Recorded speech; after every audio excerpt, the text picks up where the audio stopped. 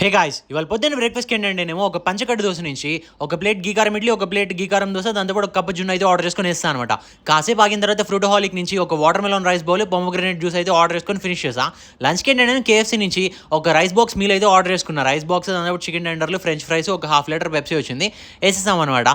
దాని తర్వాత ఒక గంట తర్వాత ఏం చేసామంటే ఒక శాండ్విచ్ ఆర్డర్ చేసాం. ఈ పన్నీర్ శాండ్విచ్లో మాత్రం ఆ గ్రీన్ చట్నీ చాలా బాగుంది అందుకని మంచి టేస్ట్ అయితే వచ్చింది. సాయంత్రం జస్ట్ బయటికి షాపింగ్కి వెళ్ళాను. అక్కడ ప్రింగిల్స్ అని ఈ మర్మరాల లడ్డు కొన్నా. ప్రింగిల్స్ జస్ట్ 40 రూపీస్ కొన్నా అనుకున్నా. బిల్ కౌంటర్ దగ్గరికి వెళ్ళి చూస్తే అది 175 రూపీస్ది. సర్లే ఏం చేస్తాంలే అని చెప్పేసి బిల్ చేయించుకొని వచ్చేసి తినేసా అనమాట.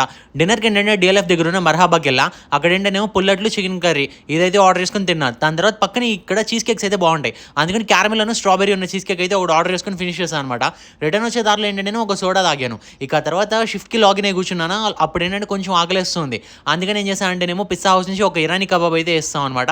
ఇక లాస్ట్కి ఏదో ఒక డ్రింక్ ఉండాలి కాబట్టి యాభై ఫీజు ఒక హాఫ్ లీటర్ వేసి అయితే ఈ డేని ఫినిష్ చేసాం.